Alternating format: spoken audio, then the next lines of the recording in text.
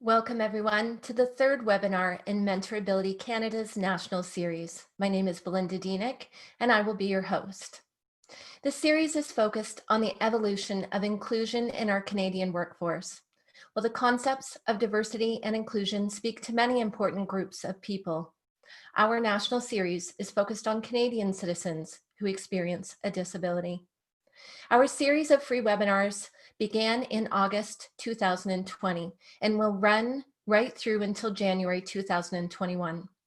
These webinars are designed for employers, human resources staff, supported employment specialists, and job seekers who experience a disability. We will continue to cover a broad array of topics, from practical strategies and policies around how to design an inclusive workforce to thoughtful conversations around where we are really at with inclusion in Canada.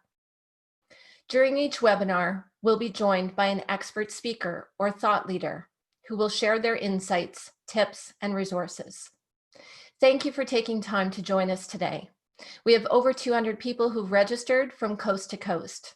You'll note that you're muted in order to allow for the best sound quality for all participants. If you have a question, we want to hear from you.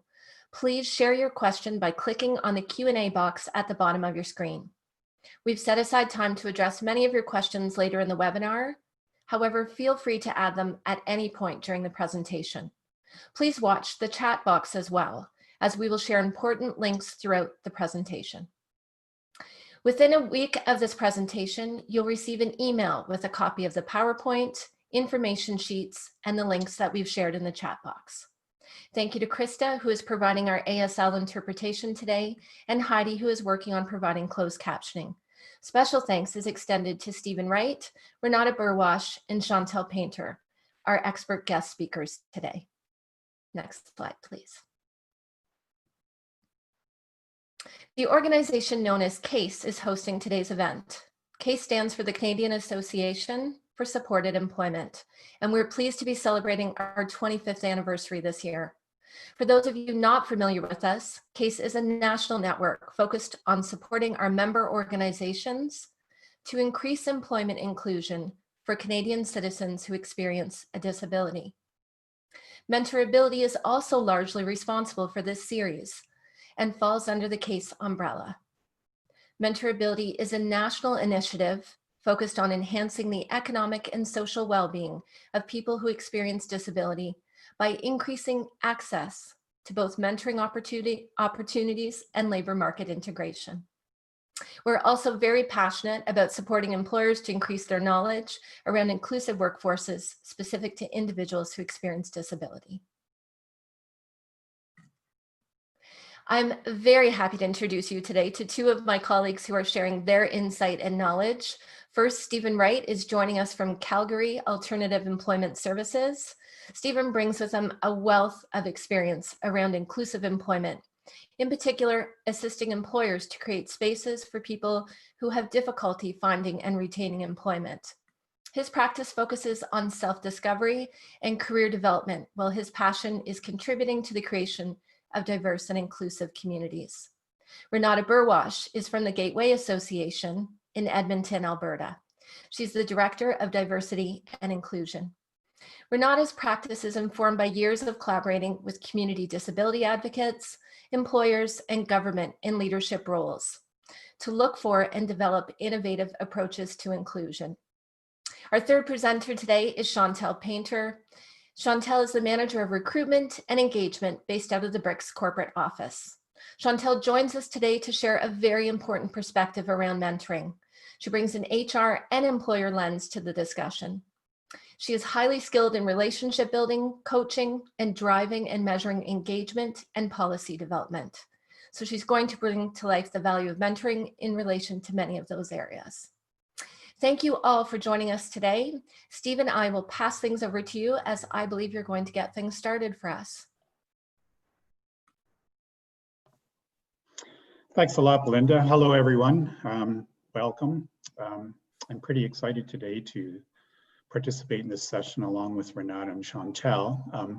Today, we're going to talk about the theoretical understanding of mentorability and the initiative and the purpose of it. And naturally, of course, we're going to talk about how employers will benefit from participating in this initiative. And Chantelle is actually going to give us an employer's perspective of how she's benefited by participating in this initiative. And we're going to be talking about how mentoring actually helps the job seeker. Next slide. So essentially, mentoring in its generic form is a process of someone with expertise or knowledge sharing that knowledge with someone whose intent is to learn. And quite often, mentoring occurs informally during the workplace. Good examples would be the engineering profession, where a lot of engineers would tutor under a senior engineer. It's been existing for a long time. Mentoring usually includes a mentor and a mentee, or it could also overall include an organization whose mentoring is actually part of their learning culture. So mentoring could occur formally or informally. Next slide. So employers benefit from mentoring because it actually provides the organization with the opportunity to further develop and disseminate that wealth of talent, skill, and knowledge of its employees. We often talk about how we learn by teaching, and so really an organization that includes mentoring in its learning culture actually will benefit by developing a culture of learning throughout the organization, including the workers and other people in the occupation.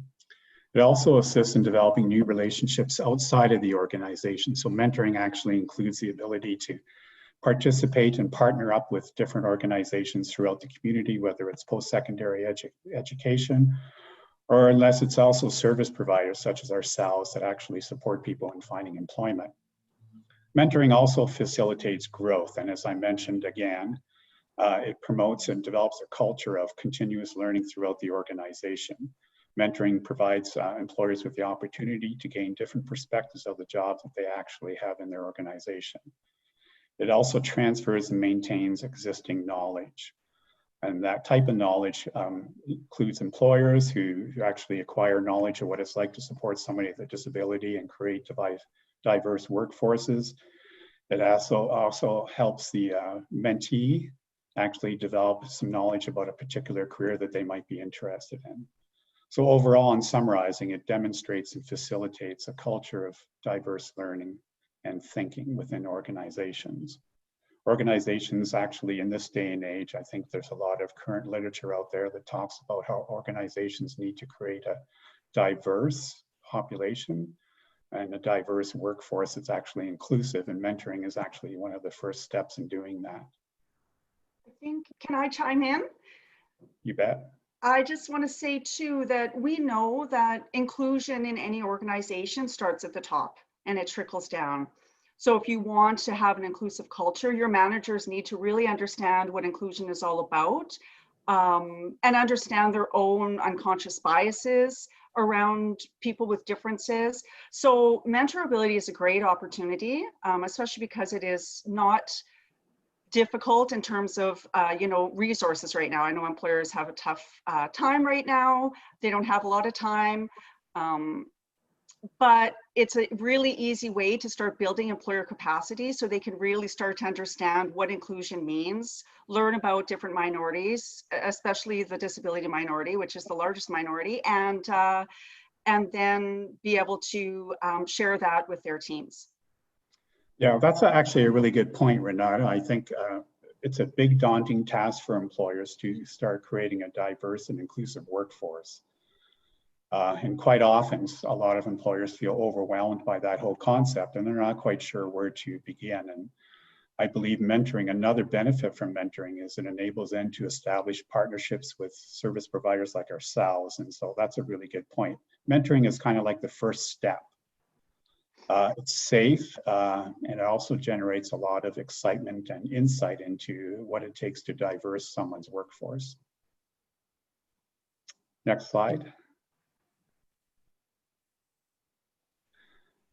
So benefits to the mentor or to the employer is that employees have an opportunity to expand their repertoire of professional knowledge and skills through their instruction. I'm a true believer in the fact that employees, they actually learn more about their skill and their craft by teaching others about it. It also gives them an opportunity to sort of consciously sort of determine exactly how much knowledge they have of their own career or their own job.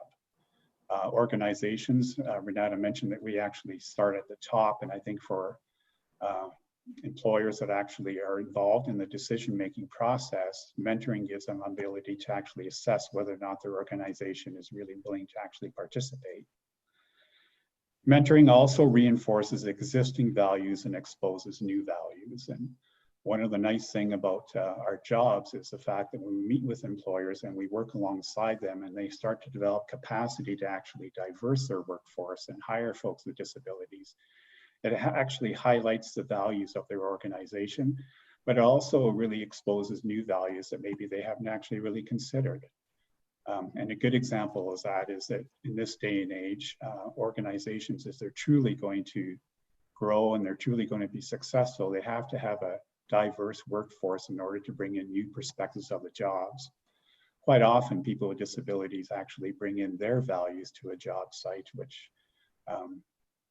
actually I think really helps employers sort of figure out exactly what their job is and the importance of their job.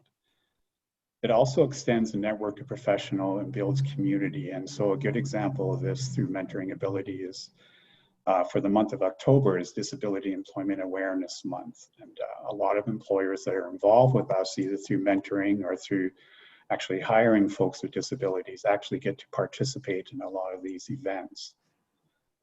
It also helps you, enhances your ability to reach out and actually access services that you might need where originally you might not even thought existed. Quite often, I actually tell people that not only do we bring new people to the workforce, but we also bring to the workforce a set of values and skill sets that possibly the employers that actually have never really existed. It also encourages examination of the status quo, and it encourages innovative thinking.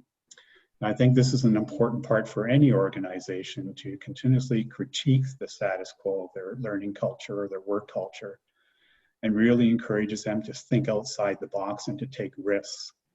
And taking risks actually is a pretty daunting task in itself, but again, we're fortunate to work with service providers that can sort of guide them through this whole process. Next slide. Benefits to the mentees. So quite often, folks with disabilities really lack a lot of learning experience in the area of work and figuring out what they want to do for a career. Like anyone else in this stage, career development is a really complex process, and it involves a lot of work. And one of the biggest things that we see the advantage of using MentorAbility is that it gives individuals or the mentees a greatest awareness of a particular position, including the job duties and subsequent skills required. Now, even though they can access this through a job posting, participating in a workplace culture actually helps them identify the soft skills that they particularly might need, and it helps them make more of an informed decision. The mentee also receives guidance and support from someone with direct expertise, including skills and knowledge. And more importantly, they actually kind of figure out exactly what skills and knowledge are needed for these particular jobs. And that's a real important aspect because it actually increases the knowledge of a particular career, including possible ways to follow a particular career path, whether it's through education or learning on the job. Quite often for a lot of folks that we support, education is a pretty daunting challenge. And I find really that if you instill a little bit of passion into that decision-making process, it helps out an awful lot. And so having a mentoring situation for someone helps instill that passion and helps them feel confident enough to take that risk.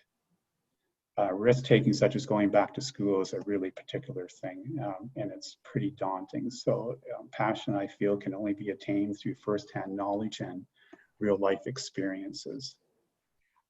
I think one thing I've really noticed too from the mentorships is because it's informal. I mean, most job seekers, the only chance they're getting to speak with employers, other than job fairs, is really during the interview. And most of the job seekers, most people in general find, interviews very, anxiety-ridden opportunities, right? But with these informal mentorships, it's a chance for job seekers to talk to employers, build their communication skills in that informal setting where they're not kind of on the spot, kind of trying to sell themselves. And to be honest, I've heard the same from employers. It's really nice that they get the chance with job seekers who live with disabilities to have this informal opportunity to talk with them, learn from them, learn about them and their culture, because then they're not on the spot. They're not having to say, I'm going to hire you, I'm not going to hire you. So it's one thing I really like about Mentorability, and I know that's one piece that's really important for the job seekers, building those communication skills and their confidence. Yeah. That's a really good point, actually. Practice makes perfect. And again, I think it's a win-win situation for both the employer and the mentee. Neither one has to really make a commitment towards a long-term relationship, and it's actually just getting to know each other and feeling comfortable. So you're right, Nada, the mentoring situation really helps out as far as developing interviewing skills. Absolutely.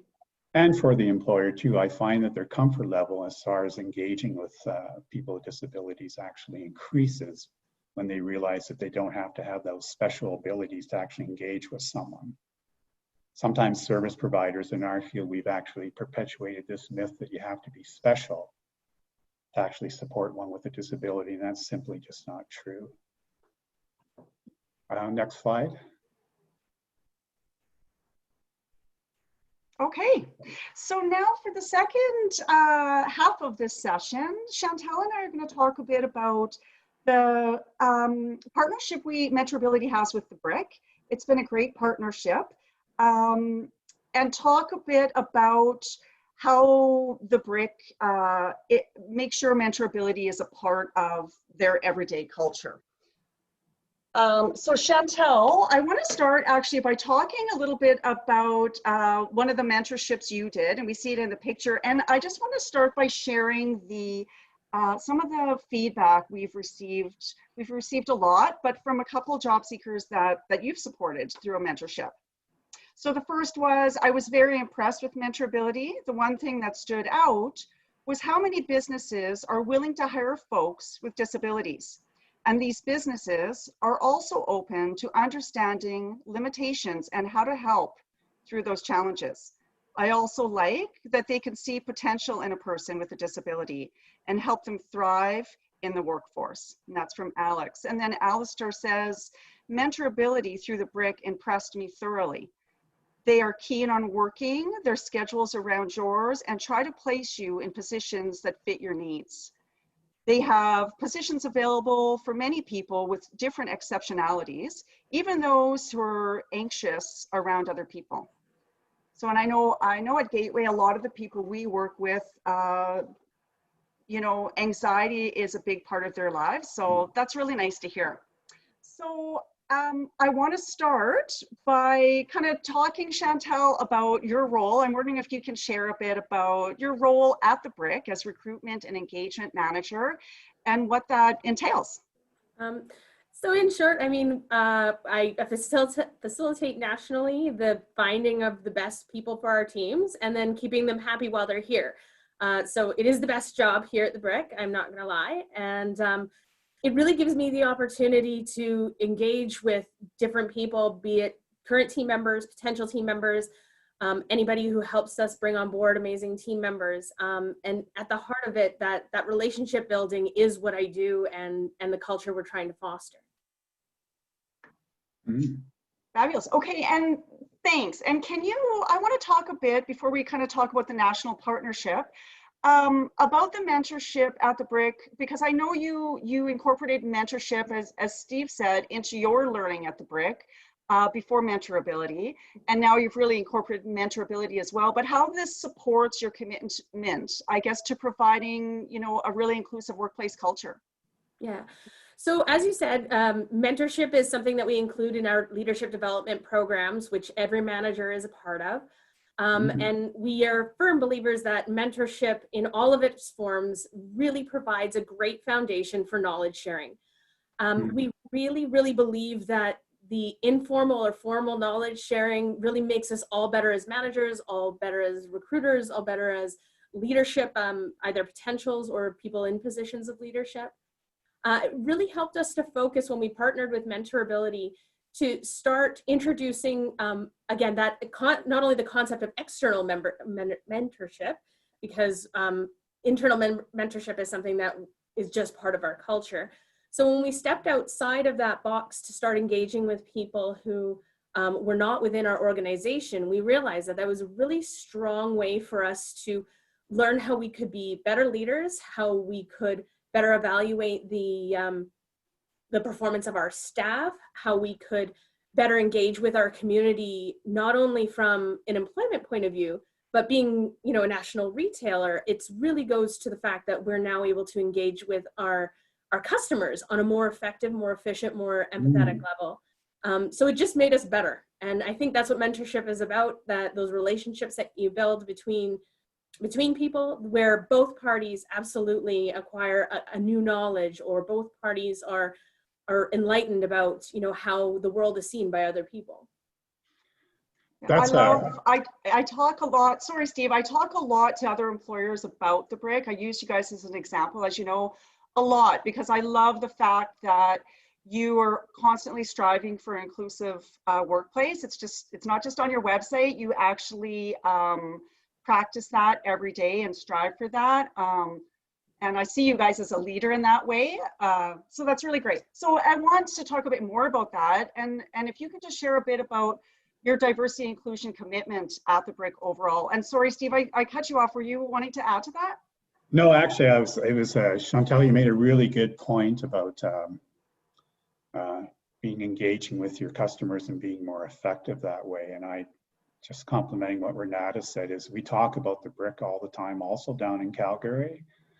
And I think that's just good public relations for a company, right? It just really spreading that word among your customer base right across Canada must have some sort of effect on the bottom line.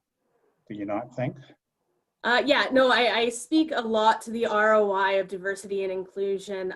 That's a whole other discussion maybe for another day. But to highlight how we put that practically, you know, into what we do every day. You know, there have been a number of instances where our team members who we already have, again, excellent open communication with, have really changed, if not the way we do business, then just some of the smaller things we do. Examples of that are, I mean, I joke about there must be, you know, 6 feet around our rug racks, because we actually had a gentleman on the floor in a wheelchair who every time we would move it would be like, not 6 feet, I need to be able to sell a rug. Yeah. And that not only goes again to our team members, but, you know, to make sure that our show floors are accessible to absolutely everyone who wants to come in, see, touch, look, feel. Even in the age of COVID, we welcome people into our retail spaces, and we want to ensure that those spaces are not only accessible, but very welcoming, and that they can enjoy the experience as much as somebody who maybe didn't have a mobility issue in that case.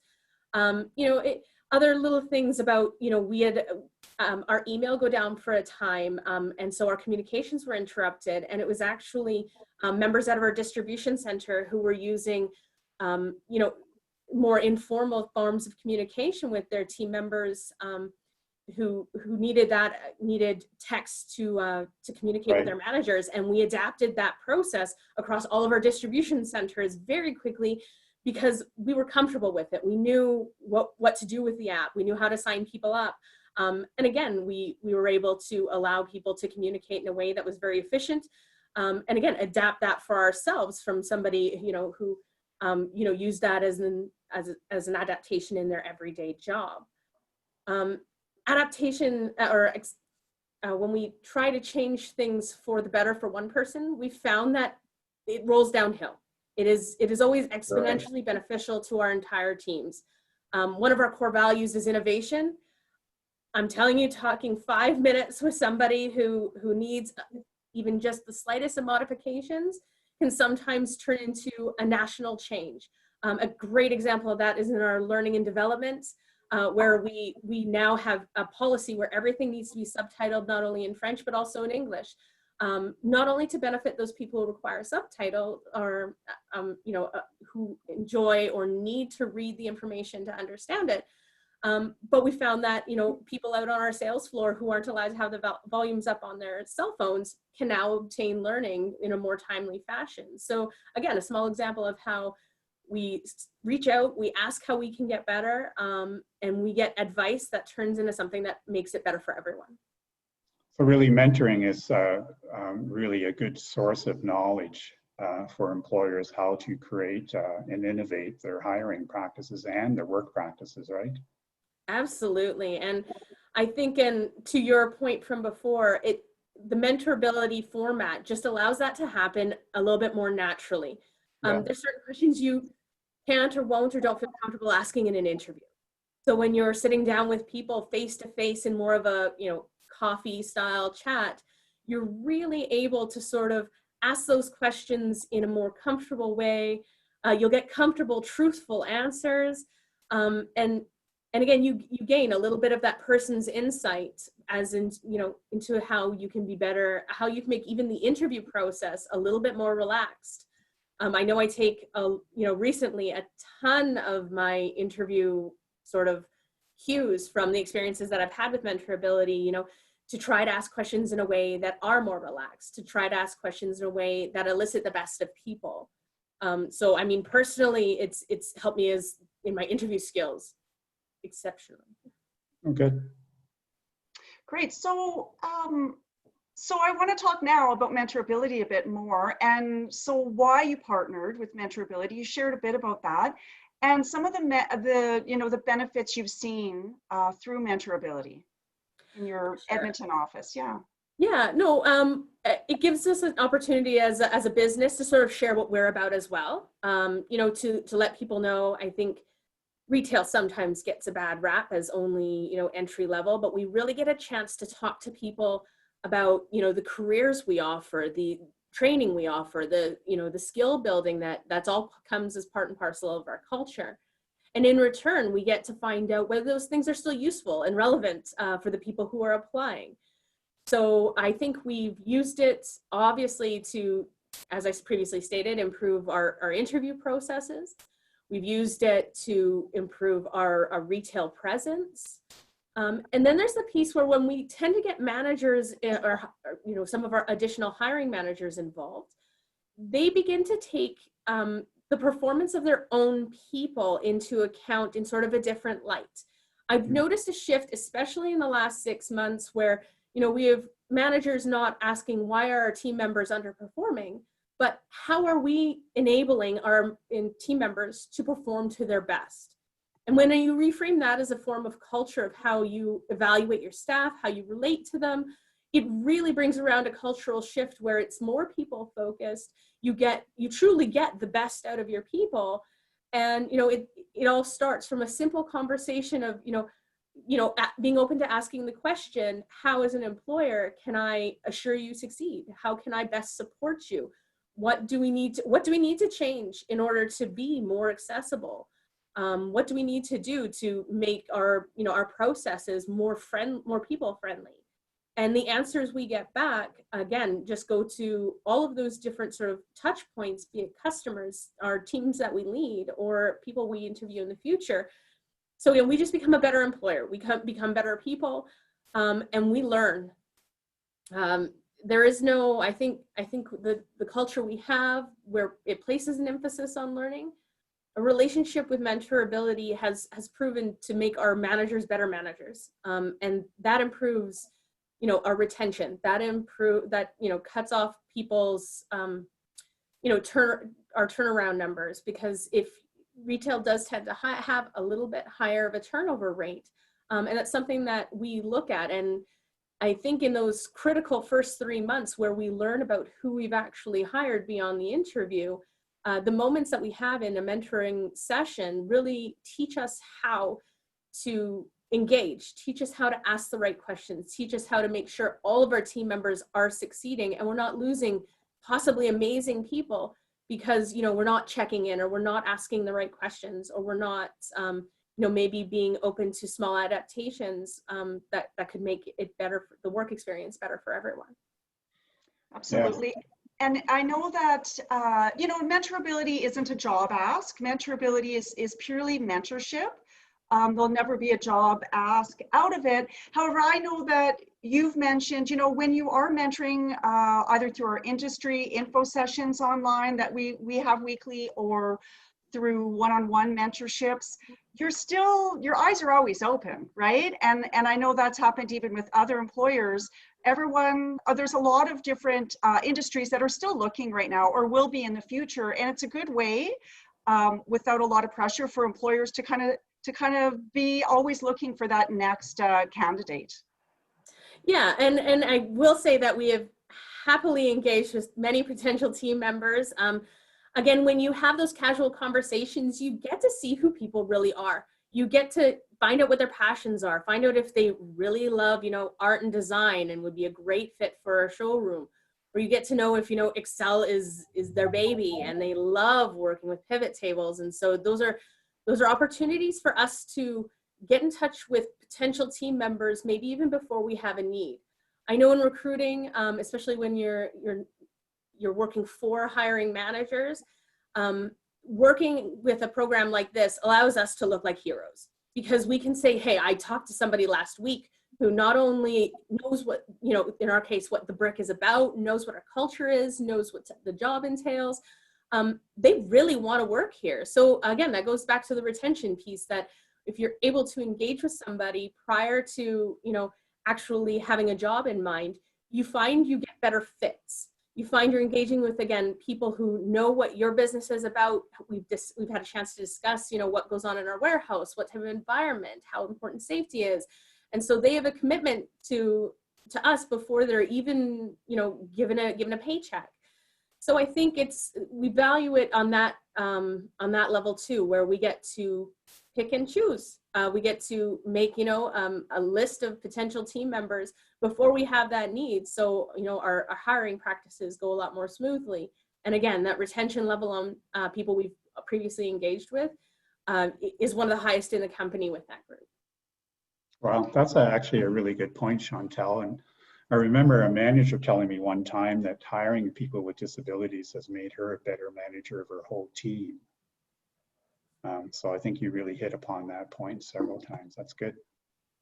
And I think too, I know in Edmonton, I know Chantelle, you've done a great job of reaching out to different agencies when you need someone, but I think like across Canada for the BRIC or for other employers, sometimes they're not sure, you know, they might want to hire, but they might need some help, and they might need some resources and things like that. And that's another thing MentorAbility offers. It's that connection to service providers. It's those resources free resources, free webinars that employers might need.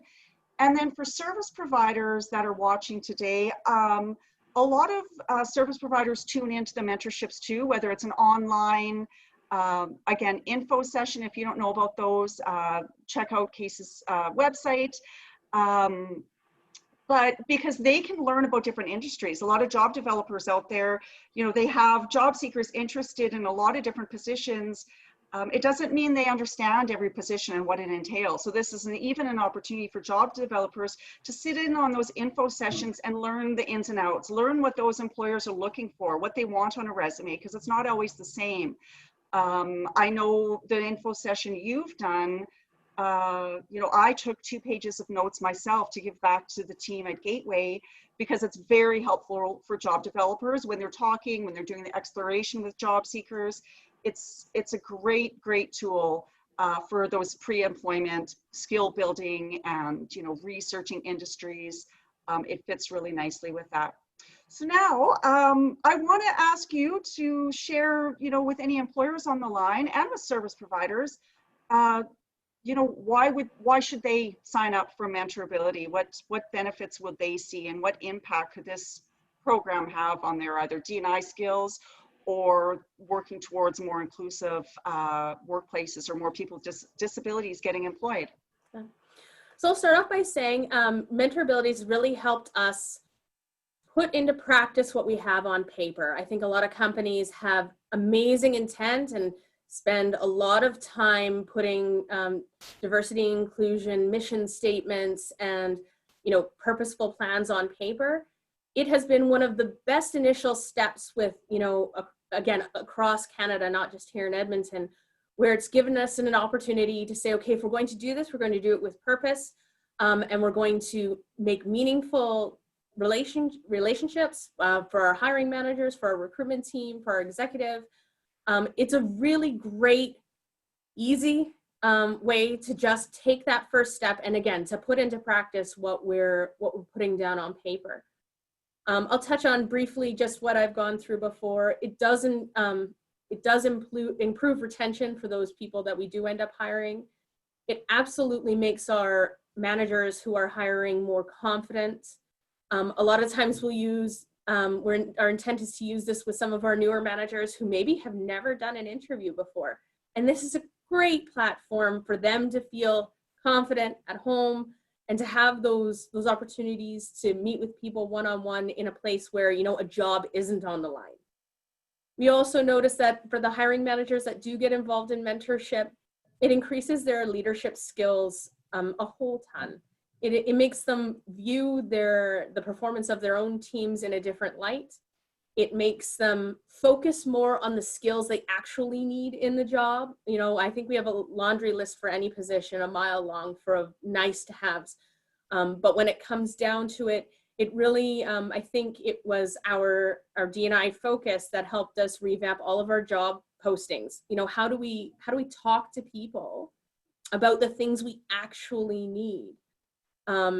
And I think every time we participate in, a mentorability session or discussion with a job developer, it really, again, focuses us because we're being asked questions about what we really want in a team member. We're being asked questions about what our work culture is really like. So it causes a lot of introspection. And again, for us to be, a company that values attitude along with innovation, it really gives us an opportunity to, hold that innovation to a higher standard, to have a moment of humility for us to just get better. And again, those people who once they are, regardless of whether they come to us or they go to somebody else, if they are prepared in an interview and they are then all of a sudden part of the workforce, we all know that workforce participation is really universally good for everyone. It offers an opportunity for people to engage, and nothing increases somebody's confidence like getting a job. Really, that's how we can affect positive change every day. And I think this gives us an opportunity to, even without hiring, affect that positive change in somebody else's life where they feel like they can get, an insight in a time when networking is so important, and in where sometimes we have challenging employment, markets, be it for the employer or for the employee, depending on, where in Canada you're talking about. This gives, again, that little piece of confidence to go in to say, not only as a manager, do I feel confident, seeking out the skills I really need and placing the importance on the person that I'm hiring. It also gives that mentee or protege that step up to go, well, I know that, in a customer service position, they're looking at somebody who really likes engaging with people. So I know that I'm going to, practice a good 2-minute story on how I help customers or how I help people if I don't have customer service background. So it really gives them a solid foundation, as well as us, into that, to go into those difficult conversations, interviews, with a certain amount of confidence, and that I can do this and I am valued. Good point, Chantelle. And then for service providers, again, as you said, it's a tough market right now. It's tough. Any supportive employment, service providers trying to help people find employment. It is, that's what we're hearing all around. And we know at Gateway, it's a tough market, as you said. This is a really good time for networking with employers. Mentorability is a really good option to make sure job seekers, maybe they're not getting as many interviews right now, but this is a time to keep them in the game, keep them moving forward, keep them thinking about their employment goals and building those skills and building really those communication skills with employers. So Okay, so before I turn it over to Belinda for Q&A, I just want to talk a bit then about the BRICS national partnership. If you're watching our social media through CASE and MentorAbility, in the following month, probably over October, the month of DEEM, Disability Employment Awareness Month, you'll see some action around the BRIC as we start to roll out this national partnership. The BRIC, of course, has various locations all across Canada. So look for that.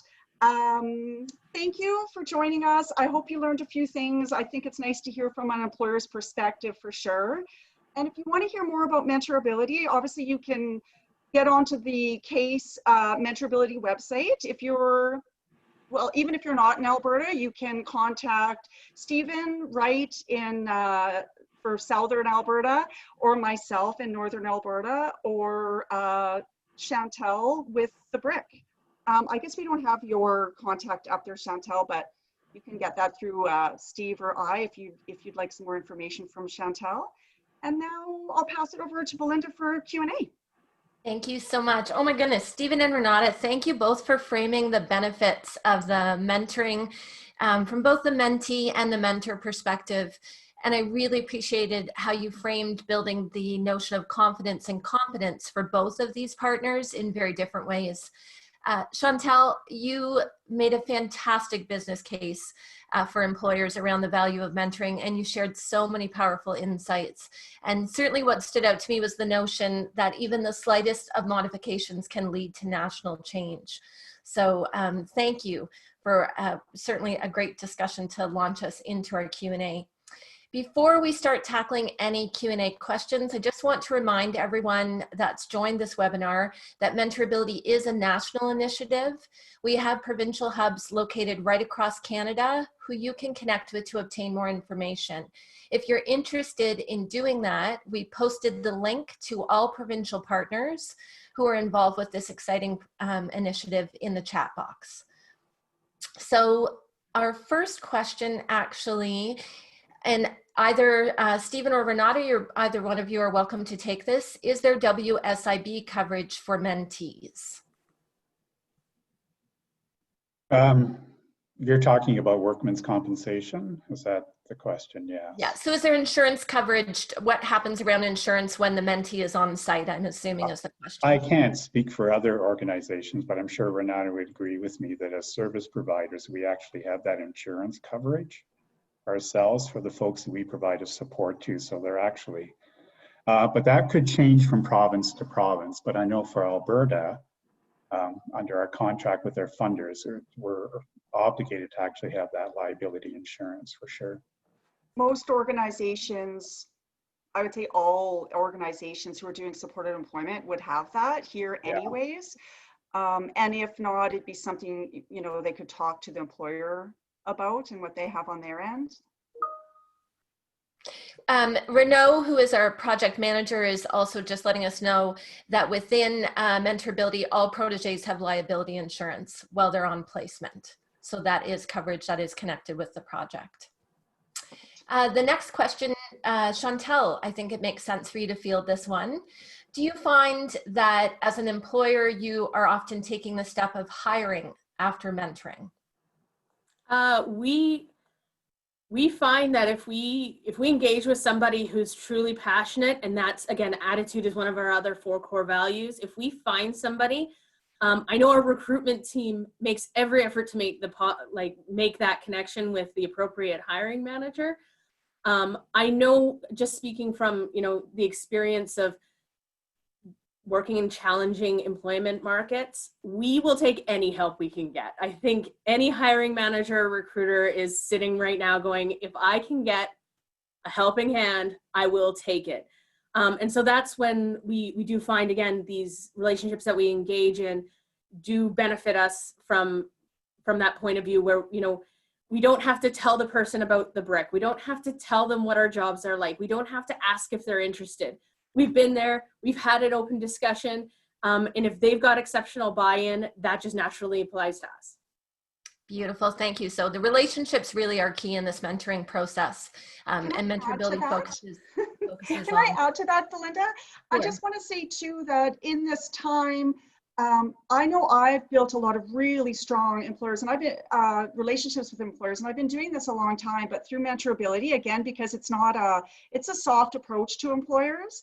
So even if they're not hiring right now, MentorAbility is a great first step to those relationships with employers that are really just based on trust. You know, if they trust me that Gateway is going to give them an employee that we've screened, that we think is a great fit, and we're looking for success. If they trust us, then they're more willing to hire, right? So it's that opportunity to build that trust, build that relationship, give them resources, and then when they are ready to hire, you might likely be the first they call, right? Yeah, and if I could just add to that, Renata, that's a really good point, actually, that soft sell, that concept. And it's particularly in this day and age, you know, there's been downfalls in our economy and whatnot. So it makes it really, really difficult for employers to actually want to engage and take that chance. Sorry, the phone's ringing, but I think that soft sell, that opportunity to take that first step and dip your toe into the unknown world, I think is a really wonderful thing to do for employers, because that's the beginning of any relationship. Mm-hmm. It actually starts at very small, getting to know each other really well. Thank you, Stephen. Annette Burrows, who's the president of CASE, was talking about statistics around the Mentorability Project a while ago. And I think, although it's not our intent, it's not about a direct employment match. I think we were at about 35% on average of people that were offered positions after a mentoring experience. And again, that speaks to the relationships. Chantelle, a question for you as well. What type of positions have you placed mentors in at the BRIC through Mentorability? For sure, a lot of our retail, so sales, customer service, merchandising. In our warehouse too, we find that there's a lot of ability to job carve what the positions we do have, and to work with, you know, smaller teams in a bigger building. So those tend to take up the bulk of who we are. Though I know we've resulted in interviews for our digital and marketing. I know we've been in interviews also for several corporate office accounting roles. It's really there's no limit on the types of positions. I think we're really fortunate to be able to offer 126 different jobs at the BRIC. So we really get that opportunity to even job match internally, to talk to people who say, you know what, I have these skills, and where they might not have thought of a career path, we can maybe take it upon ourselves to say, I know you're interested in customer service, but have you ever thought about, you know, our digital marketing or a credit or a call center? So we're really able to then give sort of different options as well. Beautiful. Thank you so much.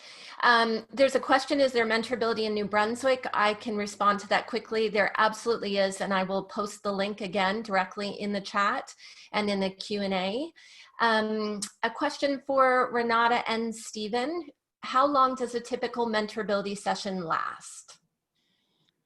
Go ahead, Renata, you can go first. Oh, it lasts, what we're doing right now since COVID started, we weekly have industry info sessions. So where there might be anywhere from 2, what could be 1 mentee to, you know, there's been as many as 12 mentees on the calls, on the Zoom meetings. The one-on-one sessions, it's really up to the employer and the mentee.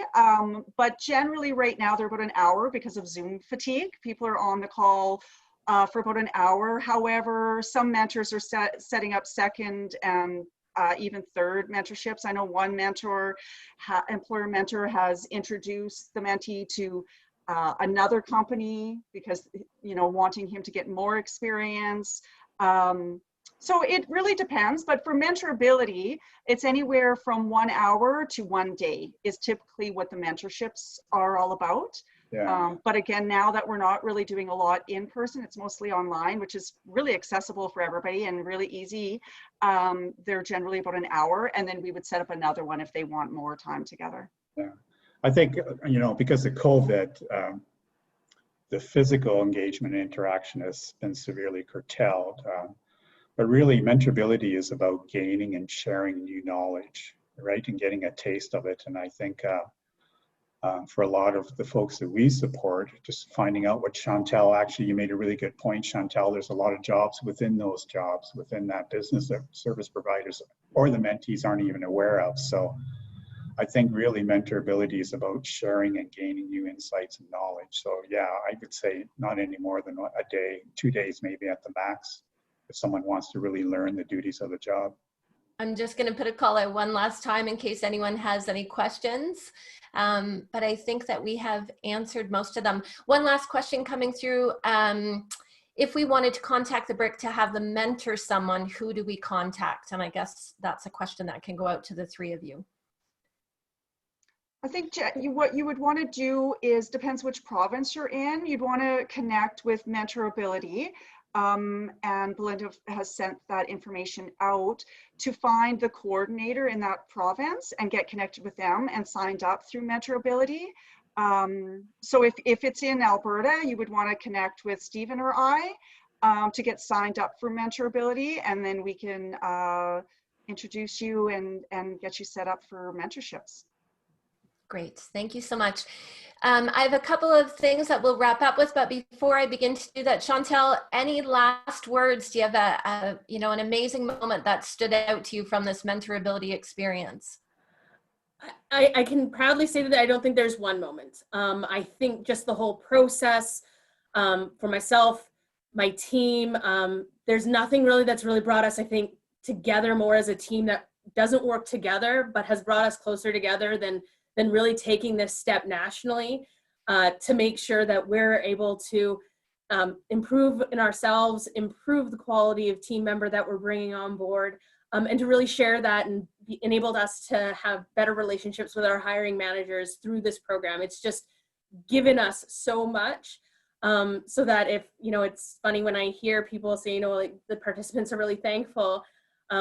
I take that to heart, but I almost feel it's selfish sometimes because we've just gained so much from our relationships that we built and continue to build.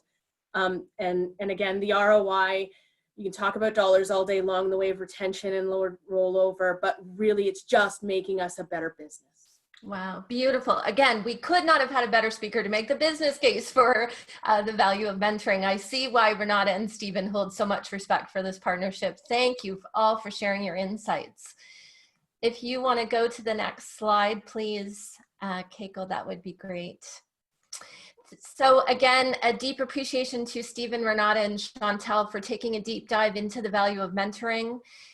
Just a reminder, I know there was a bit of audio technical challenges at the beginning, so not everybody will have heard this. For everyone who's attending today, you will receive a follow-up email from CASE that contains a couple of important items. First, we're offering you a series of information sheets around the Mentorability project that was highlighted throughout today's webinar, and these resources are available in English, French, and plain language. Second, we ask that you kindly follow the link provided in the email to our feedback survey. Your feedback is very valuable to us and can help to shape future sessions. Better yet, if you could kindly just take a moment now to click on the survey link that's provided in the chat box. You'll be able to take 5 minutes after this webinar to just complete the survey. A reminder that CASE's National Conference is happening virtually this year from September 29th through to October 1st. There are 24 different sessions, and we have an exceptional lineup of speakers from coast to coast. For more information, please visit caseconference.ca. There is still time to register for this. We hope you will join us for our next webinar, which is on September 17th, where we will explore how to facilitate workplace relationships and nurture natural supports. We'll be joined by author, researcher, and facilitator John Lord, who was awarded the Order of Canada for his work around inclusion. John's going to share with us a couple of key insights and a few practical tips for employers and employment specialists.